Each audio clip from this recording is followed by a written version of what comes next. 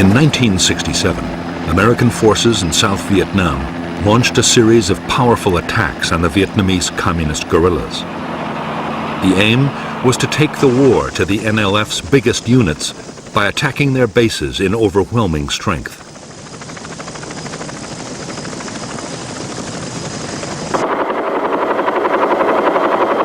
The Americans hoped that the guerrillas would stand and fight. They could then annihilate them with vastly superior firepower.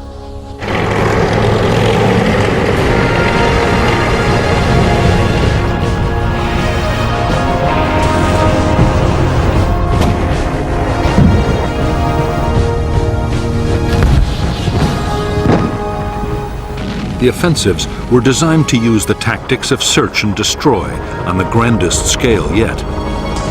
Some of the biggest helicopter operations of the war were mounted to try and trap entire Viet Cong regiments.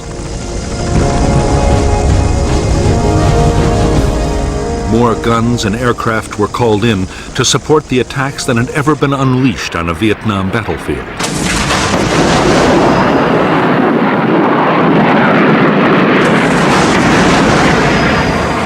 The Americans meant to damage the Viet Cong so badly they would be unable to carry on the war.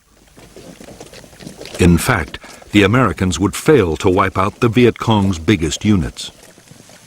Despite heavy losses in men and equipment, the guerrillas would return even stronger, ready to launch their own offensive campaign.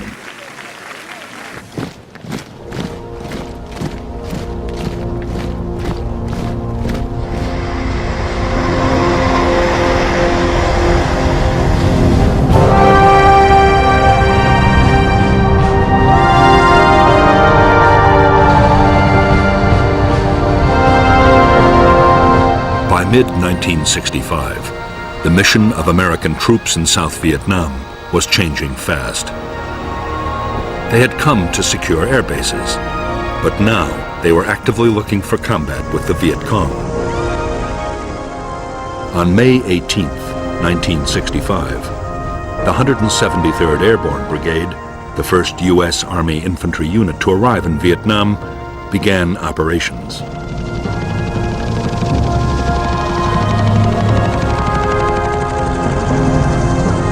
Its first task was to sweep a wide area around its base near Saigon.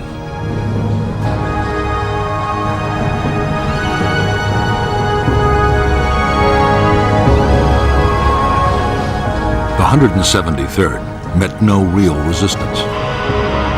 There were thousands of Viet Cong troops in the Saigon area, but they remained elusive.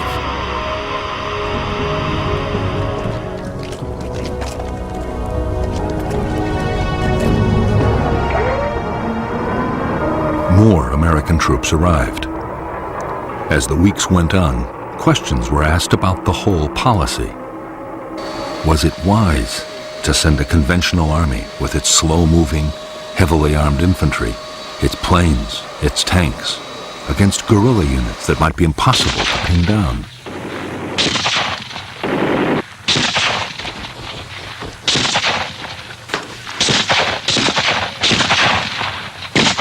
The U.S. commander in Vietnam, General William C. Westmoreland, insisted that the Army could find and beat the enemy.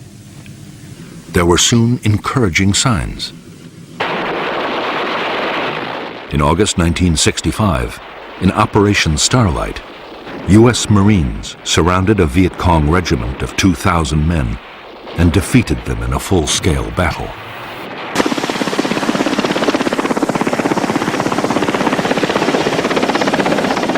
The next major challenge was posed by the NLF's allies, the professional troops of the North Vietnamese Army.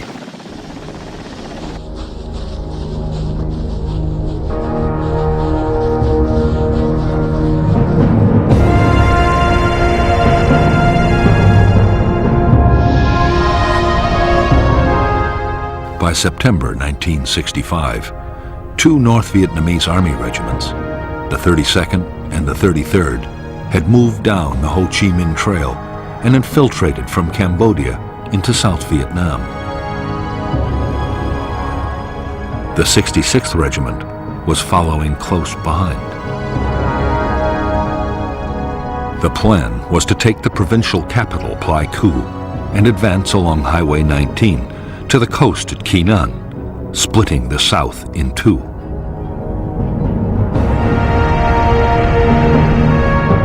The Americans were determined to block the NVA's attempt to reach Kinan. The idea was to place in the Anke Valley the most mobile force they possessed, the 1st Air Cavalry Division.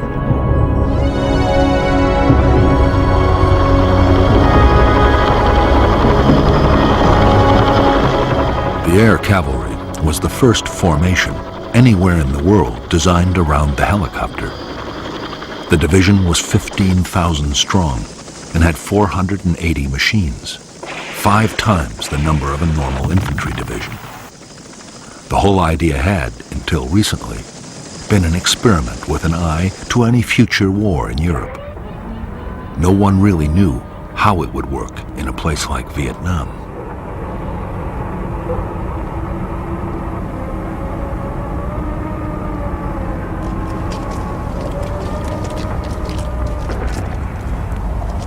Combat units of the 1st Cavalry began to arrive at Anke in mid-September 1965.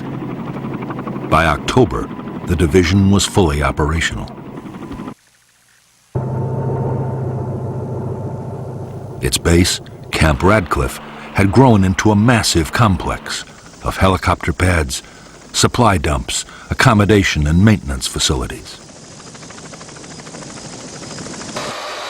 For the officers and men of the Air Cavalry, there was a great deal to prove, and they were determined to take the battle to the enemy.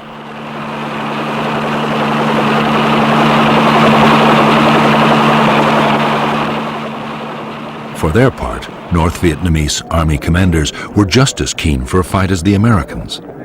Their 6,000 troops, already in the border area, meant to keep up the pressure on South Vietnamese government forces.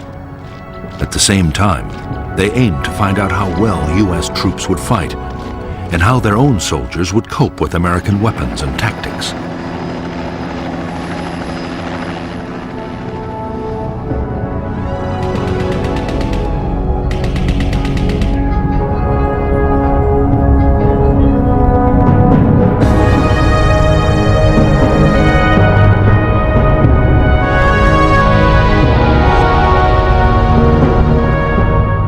After infiltrating into the south, the 32nd and the 33rd North Vietnamese regiments had established a base area on the high ground of the Chupong Massif. On October 20th, 1965, the 33rd Regiment laid siege to an American Special Forces camp at Plai Mai.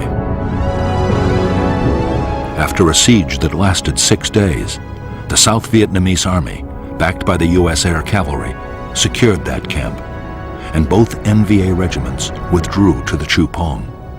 There they meant to join with the newly arrived 66th Regiment before renewing their campaign.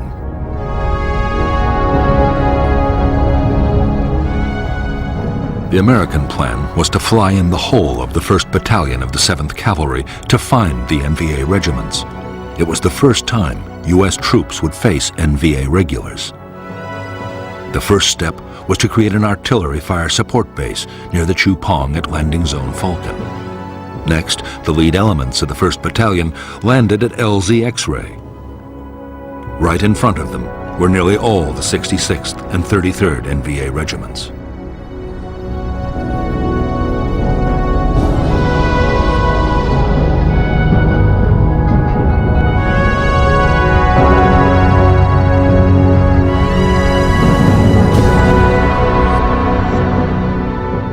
When Company B pushed towards the spur of the Chupong, it was attacked immediately, and a platoon was encircled.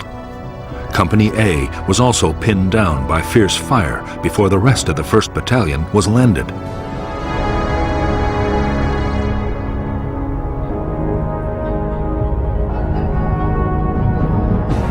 A and B companies then launched attacks to relieve the encircled platoon, but were driven back.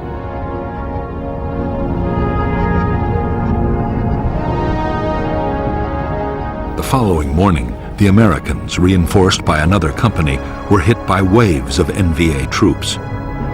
Heavy fire support wreaked havoc on the attackers, and by now another American battalion was on its way overland.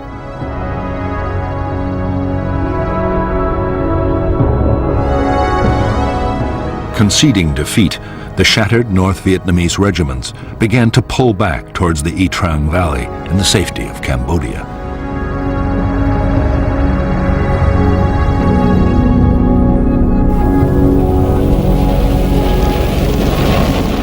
After the fight at LZ X-Ray, the Chu Pong was bombed by almost 100 B-52s, each unloading 17 tons of high explosives.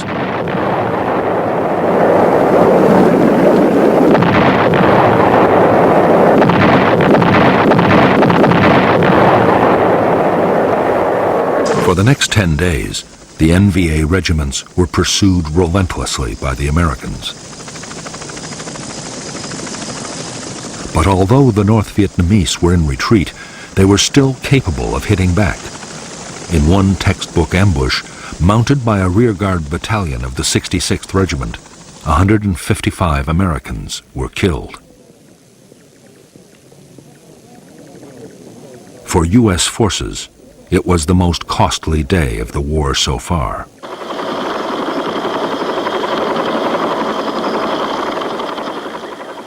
In the Battle of the Trang Valley and the Pleiku operation, the 1st Cavalry Division lost 300 dead. But the NVA had suffered much worse. 1,300 North Vietnamese soldiers had been killed and many more wounded. It was a clear-cut victory for the Americans. 2 enemy regiments were all but smashed, and there was now little danger of South Vietnam being cut in two.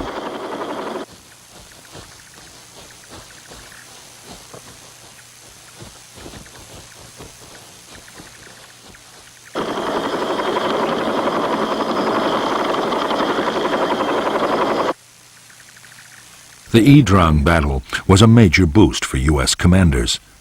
It seemed to prove their strategy was the right one. The enemy's big units could be made to stand and fight, and take heavy casualties in the process.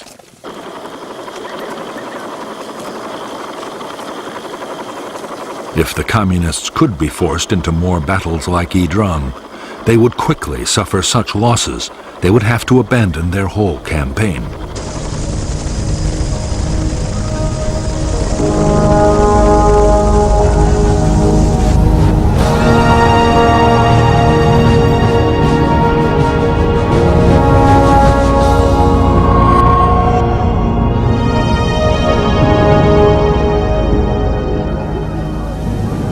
The final push to use American combat forces in South Vietnam had come from President Lyndon Johnson himself.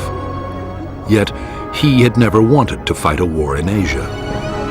Johnson's priority was social reform, his Great Society program, and he feared the war in Vietnam might fatally damage his plans.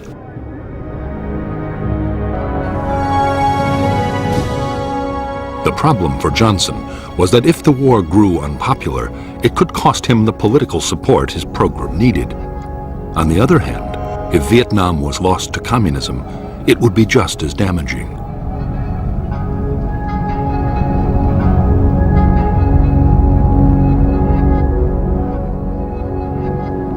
The only solution that Johnson could see, and the one agreed with his Defense Secretary Robert McNamara, was an uneasy compromise. The U.S. would carry on fighting the war, but everything possible would be done to limit its impact on the American people. Dramatic measures like calling up the reserves or the National Guard had to be avoided.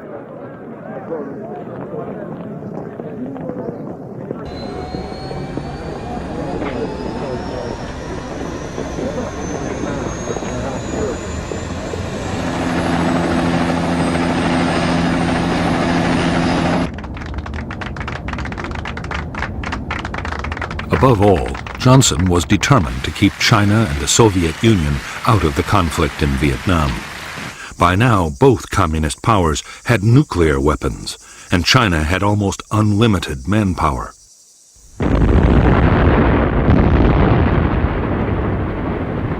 fighting the Chinese in Asia, would demand millions of American troops and cost untold casualties.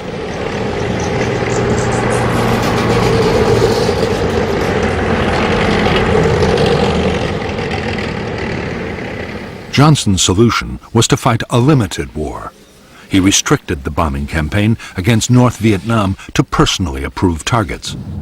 He also ruled out invading the North, no matter how much it backed the NLF.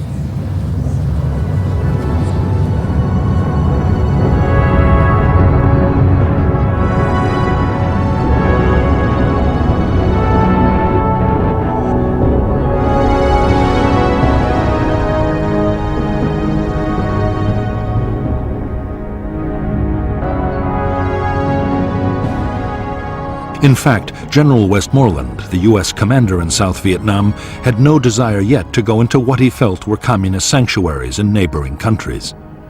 But what he did want was a much more effective bombing campaign to cut the flow of supplies and men to the guerrillas.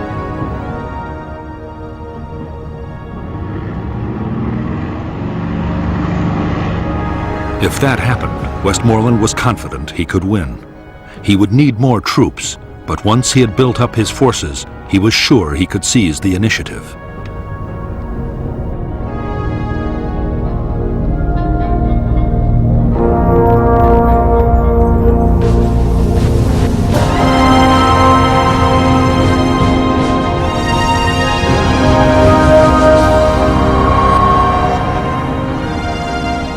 The leaders of the National Liberation Front were rarely able to meet. They were forced to gather in the strictest secrecy at a remote forest area near the Cambodian border.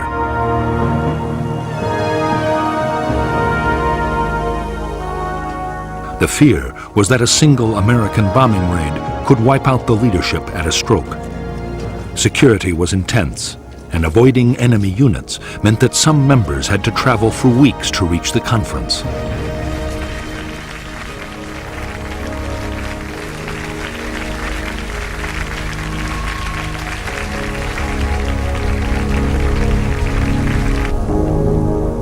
The Central Committee had 52 members and was led by the chairman Nguyen Hue To.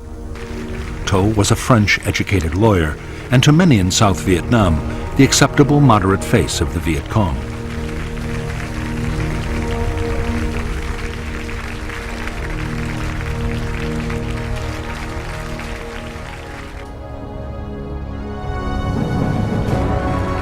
But behind To were lifelong communists like the General Secretary Huan Tan Phat, an architect and the NLF's foremost thinker.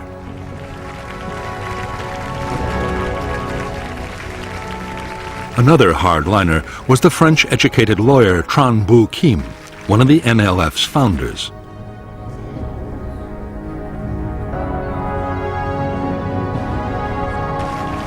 By now, Northerners were in almost full control of the military command, and through them, North Vietnam was making sure its policies were followed. The NLF guerrilla army was even more closely controlled by the North. Its top commander was a North Vietnamese Army General Nguyen Chi Tan. Tan was noted as a political firebrand and wanted to stay on the offensive, whatever the cost or the dangers.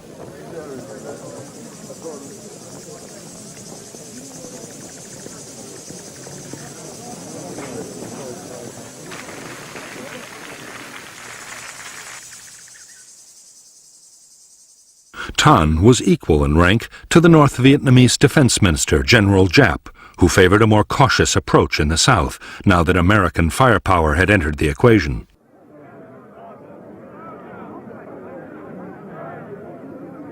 By the end of 1965, Giap was winning the argument. The result would soon be felt on the battlefields of South Vietnam.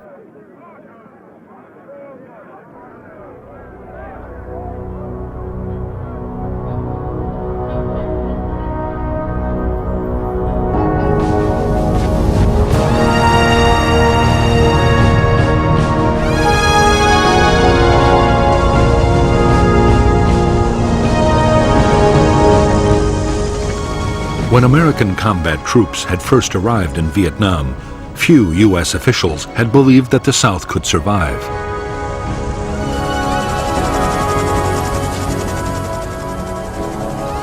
By the end of 1965, the picture had changed dramatically. The new government, led by Air Marshal Key, was growing in confidence. The arrival of American troops had given morale a huge boost, and there was no longer a danger that the communists could win quickly.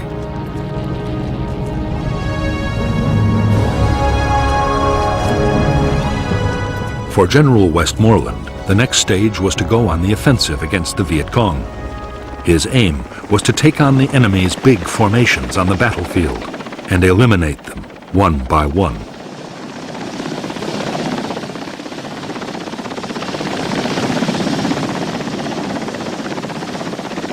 The tactics would be those of search and destroy, finding and trapping the enemy, then smashing his forces with massive firepower.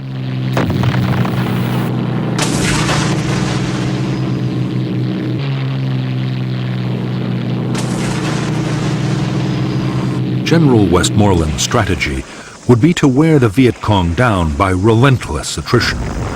In battle after battle, Westmoreland meant to force the Viet Cong to sacrifice troops and materials faster than they could ever be replaced.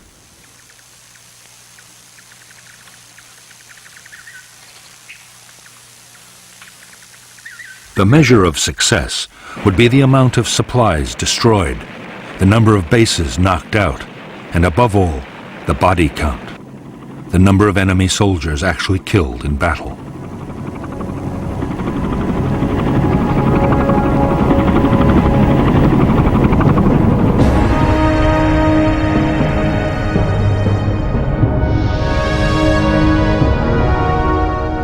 For defense, 4 national priority areas were agreed by the Americans and the South Vietnamese.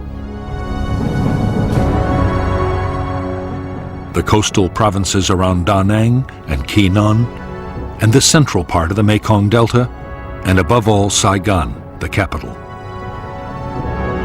These were to be first consolidated and then made the springboards for large-scale search and destroy operations against enemy units and base areas.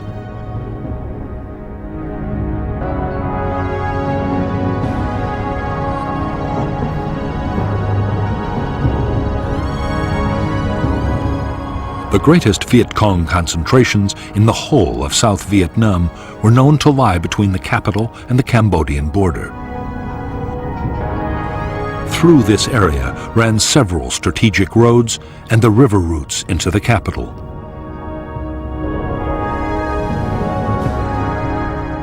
There were believed to be enemy bases in the Iron Triangle, War Zone C, and War Zone D.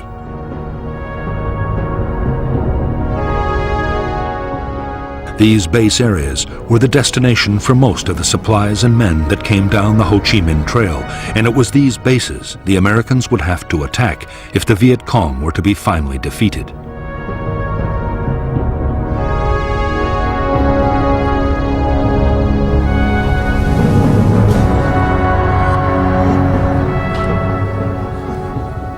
A key part of the American strategy was to stop the Viet Cong, replacing the men and supplies they lost in battle. The Commando Hunt bombing campaign was hitting the North Vietnamese transport system and the staging areas for troops infiltrating down to the south.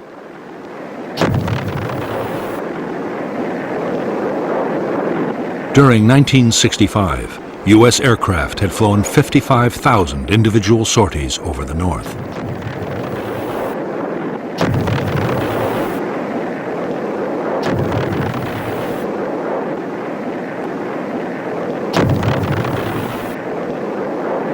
In the South itself, the Americans meant to take over most of the fighting. The U.S. forces were better armed and trained than South Vietnamese government troops.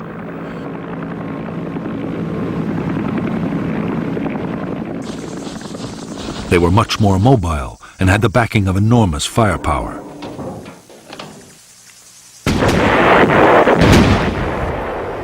Meanwhile, to the intense frustration of many South Vietnamese army commanders, Government forces would deal mainly with local security. Only elite units would take part in offensive operations.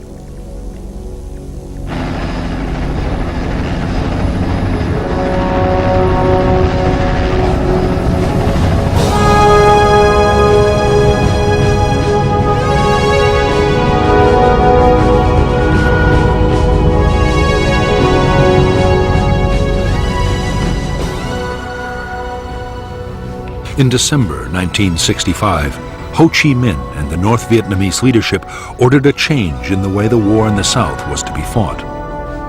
From now on, the Viet Cong would avoid pitched battles with the Americans unless the odds were clearly in their favor.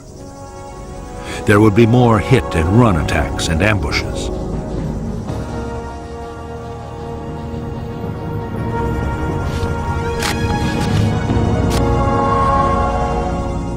To counter the American buildup, Viet Cong recruitment would be stepped up, and more North Vietnamese army troops would be infiltrated into South Vietnam.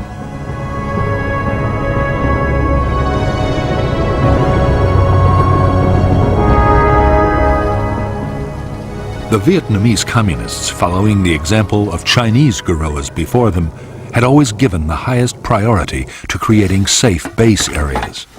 They were training grounds, logistic centers, and headquarters.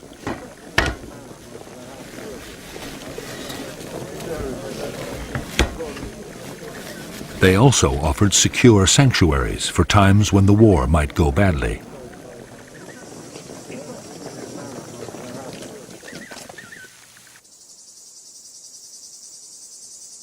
Hiding the base areas had always been a high priority for the Viet Cong.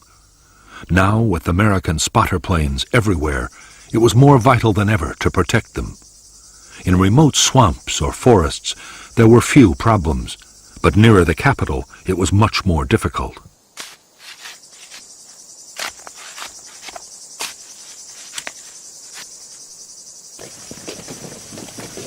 The answer was to build enormous warrens of underground tunnels. The biggest were in the Iron Triangle and in the Cu Chi district, only 20 miles from Saigon.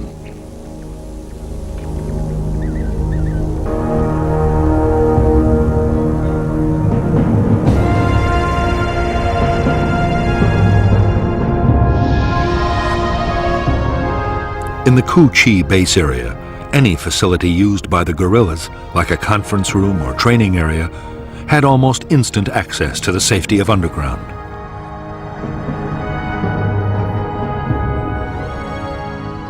Hidden trapdoors led below, past guarded chambers, to long passages. At regular intervals, branches led back to the surface and other secret entrances. Some openings were even concealed beneath the waters of streams or canals.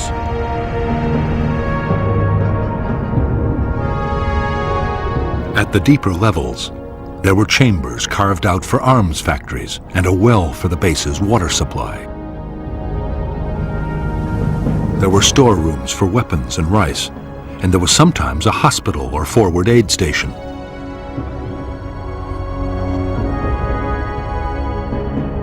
Long communication tunnels connected the base with other distant complexes.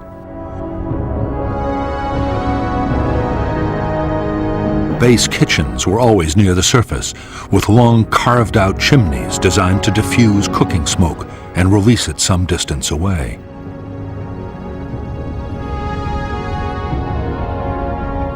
Near the kitchens were the guerrillas' sleeping chambers, where they could survive for weeks at a time if need be.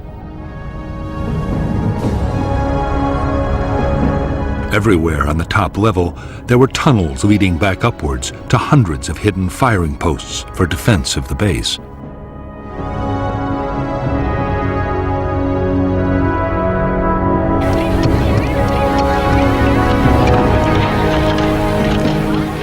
The base area at Cu Chi was a vast network with 200 miles of tunnels.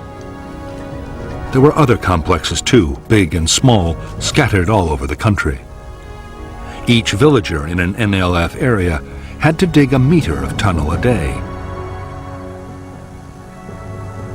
There was even a standard handbook specifying exactly how tunnels were to be built.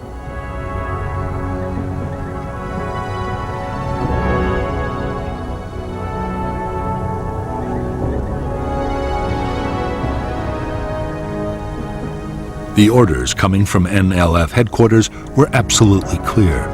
Tunnels were not to be treated as mere shelters. They were to be fighting bases, able to provide continuous support for troops.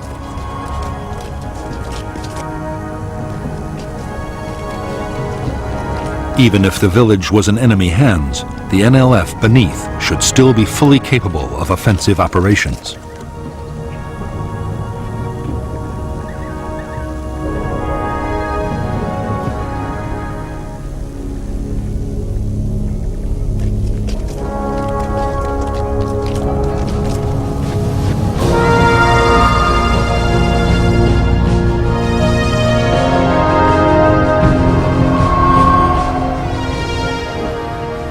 When Washington had decided to send American troops to fight the Viet Cong, the biggest question had been how many would be needed to win.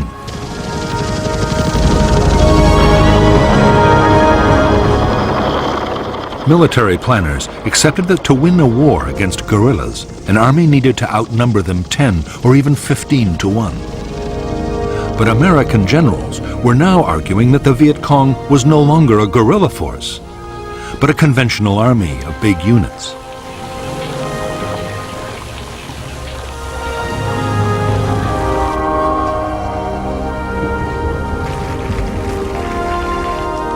Because U.S. commanders were confident they were not fighting a guerrilla war, they saw no need for a 10-to-1 superiority in forces.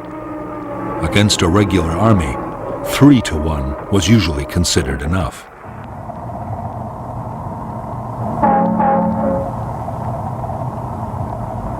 400,000 U.S. troops, plus the South Vietnamese army, would be just sufficient to reach that target. The plan was to have most of the men in Vietnam by the end of 1966.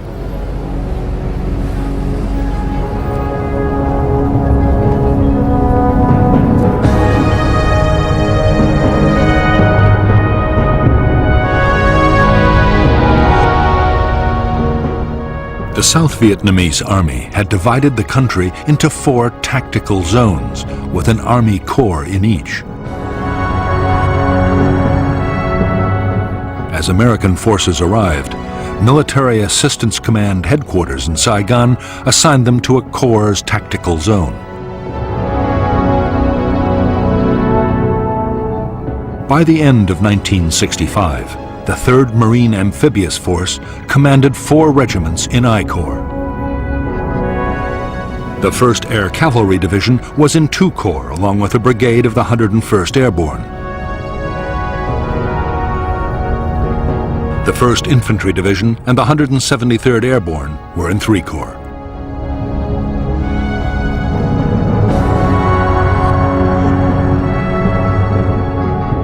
During 1966, the plan was to build up U.S. strength by 2 Marine regiments, 3 Army divisions, an armored cavalry regiment, and 2 light infantry brigades.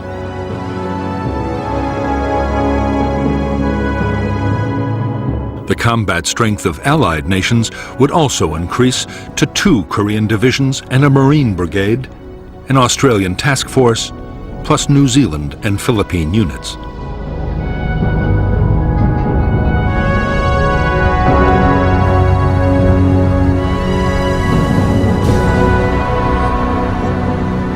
By late December 1965, almost 150,000 U.S. troops had arrived in Vietnam. The Air Force had over 500 aircraft at 8 bases. The huge scale of the buildup had placed an incredible strain on facilities and installations.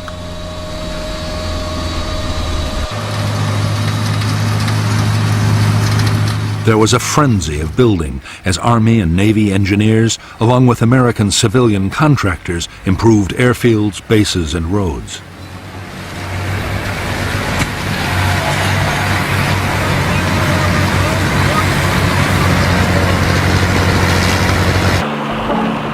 The most ambitious construction project of all was a gigantic port and logistics base at Cam Ranh Bay. The whole effort was to cost $100 million, but the new facility would quickly ease the pressure on Saigon's overloaded docks. By now, American supplies arriving in Vietnam by sea were topping 300,000 tons a month and rising fast.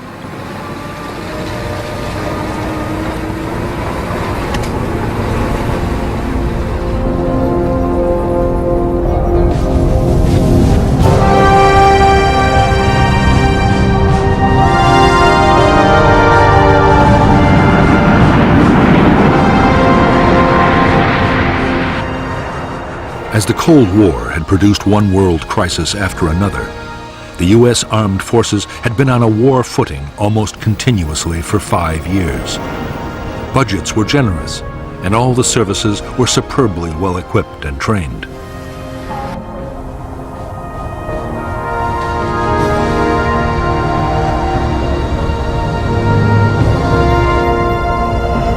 Many American officers and NCOs already had combat experience in Vietnam as military advisors. Most of the more senior personnel had fought in World War II and Korea.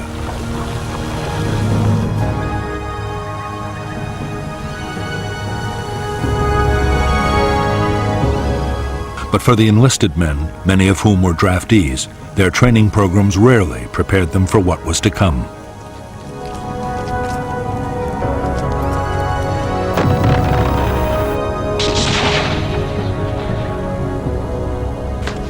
Even to the best trained soldiers, the reality of arriving in Vietnam could come as a shock. The climate was exhausting, with extremes of heat and humidity. The Vietnamese people and their culture were totally unfamiliar. Many American soldiers were from U.S. cities, and the lives of Southeast Asian peasants were beyond anything they knew.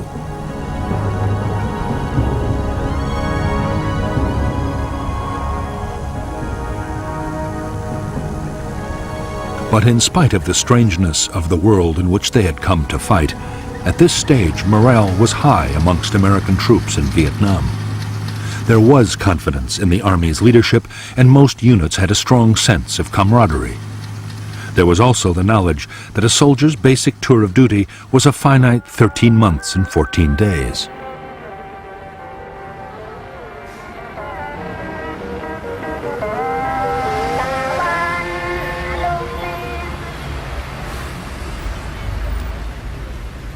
While thousands of Americans were getting their first look at Vietnam, the South Vietnamese Army was in its 6th year of war.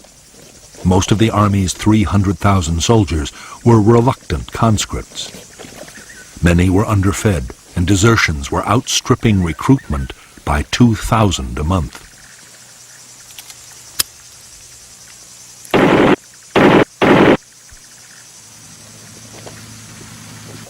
As for the officers, corruption was rife, and many sold their units food and supplies.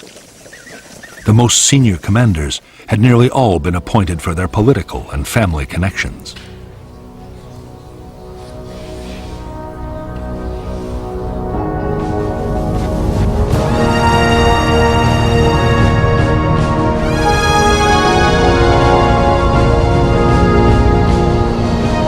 For years, the basic infantry weapon of the American soldier had been the M14 rifle. It was a dependable weapon, but was unstable when fired on full automatic.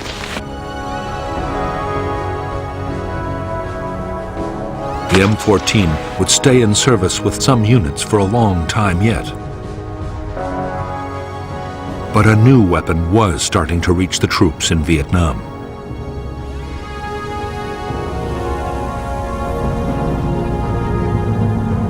The M16 was a light, compact assault rifle made of metal alloy and plastic. It was effective up to 400 yards and had a very high rate of fire.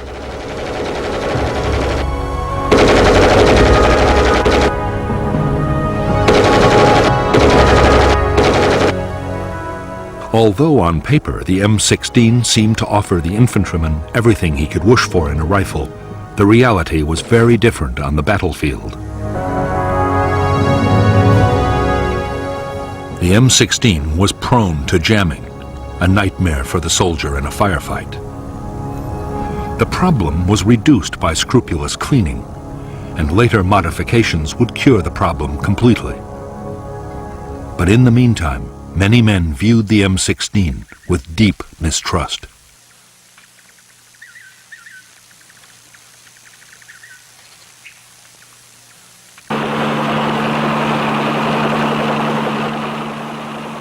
In an American infantry platoon, the most valued weapon of all was the M60 machine gun.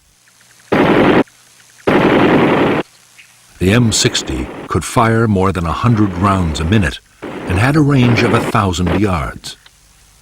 The gun was usually operated by a two-man crew, but it could also be fired from the hip. The M60 was extremely robust and well suited to the harsh conditions of battle in Vietnam.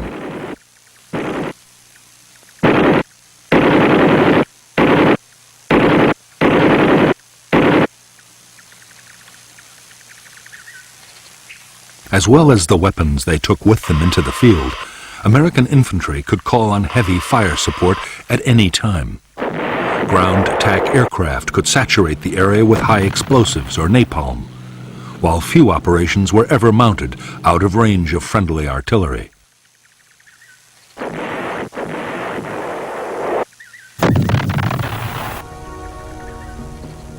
Unlike aircraft, guns were not affected by weather or visibility, and they were extremely accurate.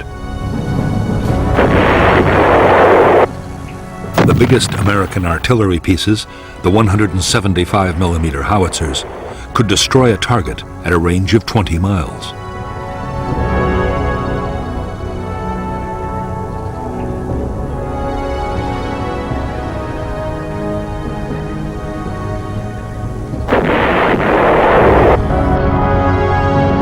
By now, every infantry division depended heavily on helicopters to maneuver its forces on the battlefield and to carry supplies and heavy equipment. For the Army, the basic infantry transport helicopter was the UH-1 Huey. The men called it a slick because its frame was uncluttered by guns or rockets.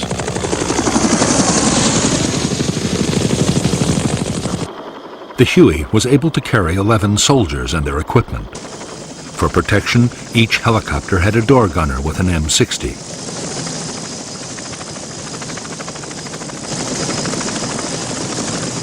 As well as Hueys for transporting infantry and general supplies, there were Huey gunships for escort and assault.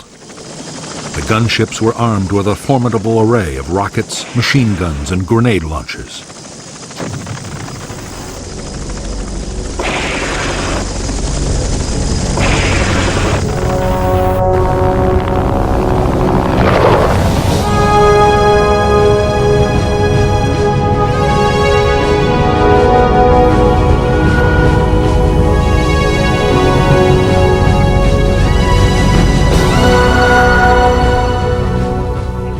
By the end of 1965, the total strength of the NLF and North Vietnamese Army units in the South had grown to 206,000 men and women. Of these, 36,000 were main force NVA troops. The rest were regional and local guerrillas.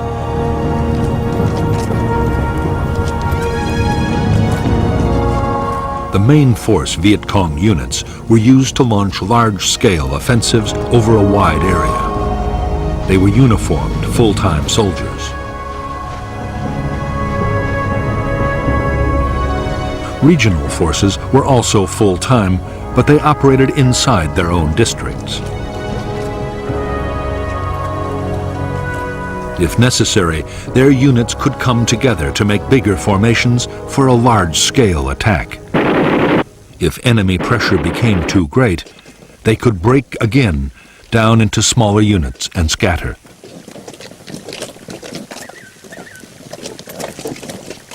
As for the local guerrillas based in the villages, their main job was political.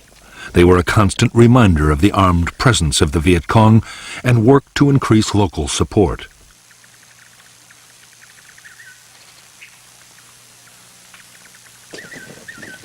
They were also expected to defend nearby installations like bunkers and tunnel complexes.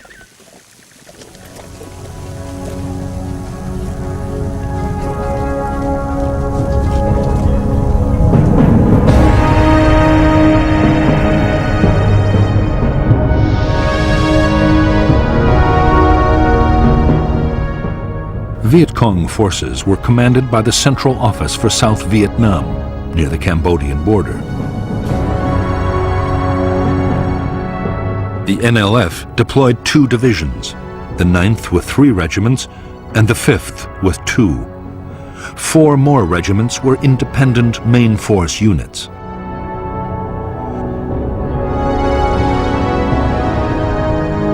The NLF also controlled more than 40 local and regional battalions.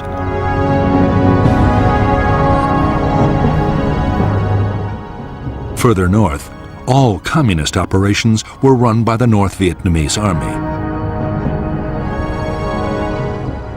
The NVA deployed 3 divisions and 9 independent regiments.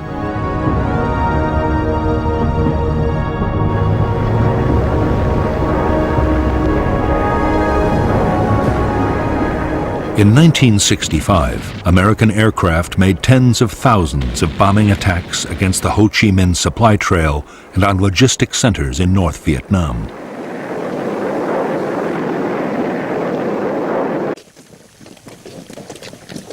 In spite of their efforts, the Viet Cong were getting more weapons and reinforcements from the north than ever before. The average Viet Cong unit was now better armed than at any time in the movement's history.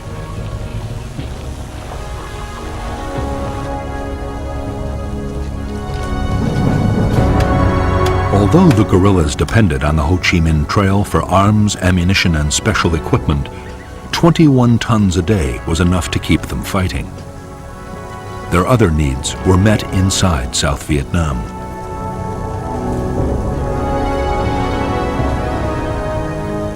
To feed the troops, rice taxes were imposed on farmers, and every possible local resource was used and reused. Nothing was wasted. Even the American supplies and containers left behind on the battlefield were put to some military purpose.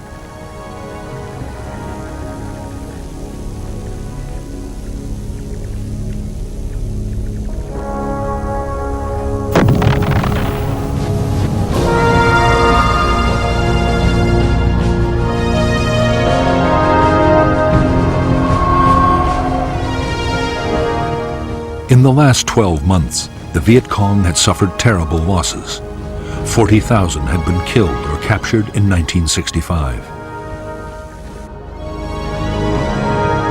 Yet the casualties had little effect on Viet Cong fighting strength. Losses in main force units were easily made up from the ranks of the local guerrillas.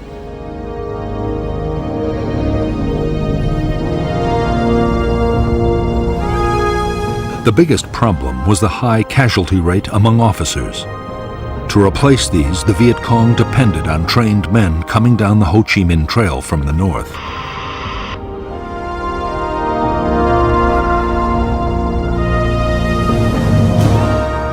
One in 10 Viet Cong were now northern, and the Viet Cong was increasingly run by the northerners right down to the village level.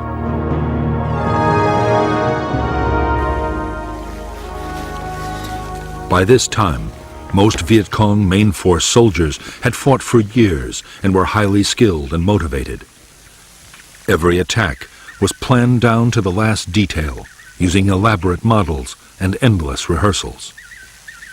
The troops were well trained in infantry tactics and night operations.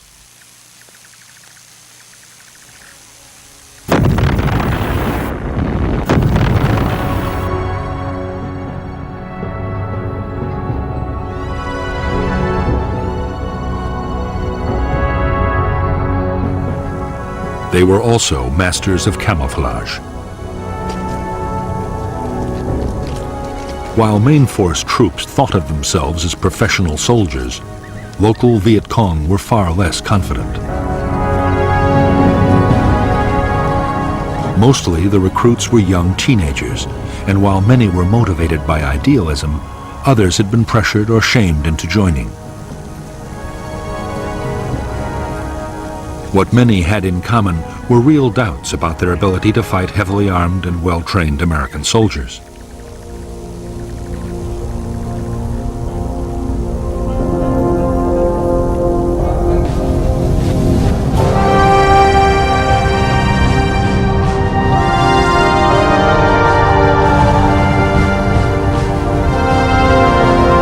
Most main force Viet Cong troops were now armed with a superb assault rifle.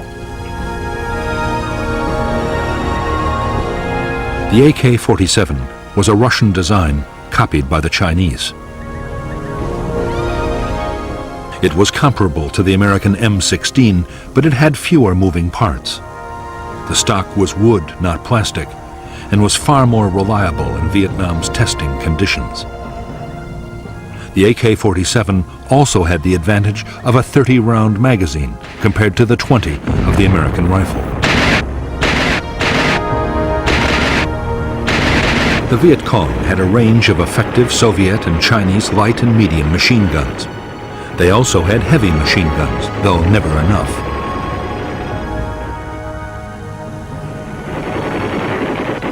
The bigger weapons were especially valued for defense against American helicopters.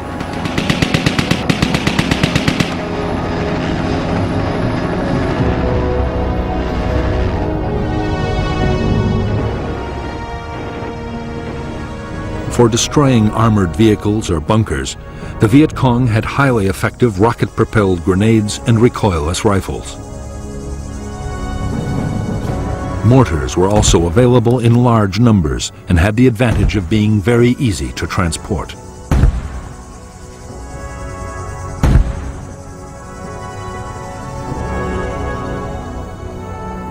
Many weapons, including booby traps and mines, were homemade in the villages. The materials ranged from scavenged tin cans to discarded wire, but the most important ingredients were provided by the enemy.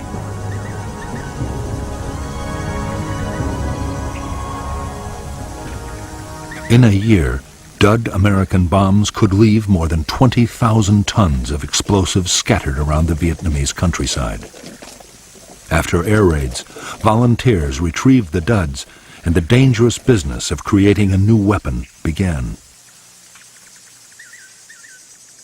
In 1966, locally made devices would kill more than 1,000 American soldiers.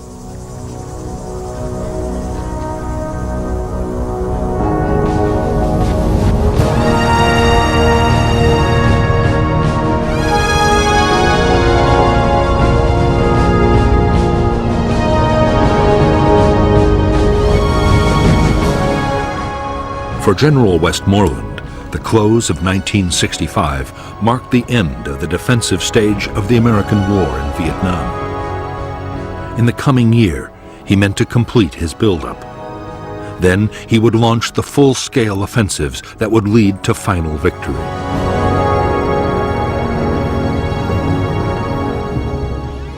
The key to Westmoreland's strategy was that communist main force units would be destroyed in set-piece battles by concentrated American firepower.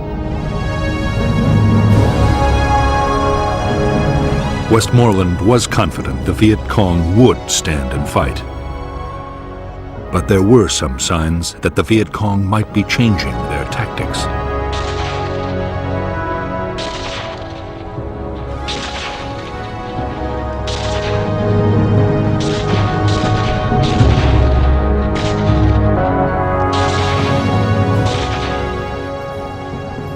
In the last weeks of 1965, the Viet Cong concentrated their attacks on poorly defended targets like isolated outposts and remote towns. Strong South Vietnamese or American forces were making contact with big guerrilla units less and less often. At the same time, there were more sniping incidents and ambushes. As a result, while Viet Cong casualties went down, American and South Vietnamese army losses increased dramatically.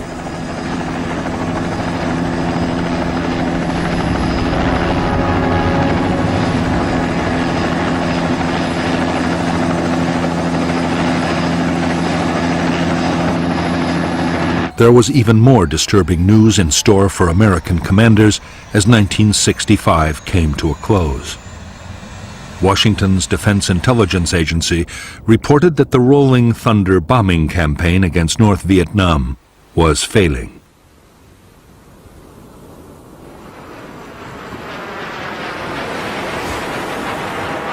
After 10 months of increasingly fierce air attacks, the North showed no signs it was about to give up its support for the Viet Cong. Nor had the bombing staunched the flow of men and supplies to the guerrillas. That meant only one thing. The real contest was still to come on the battlefields of South Vietnam.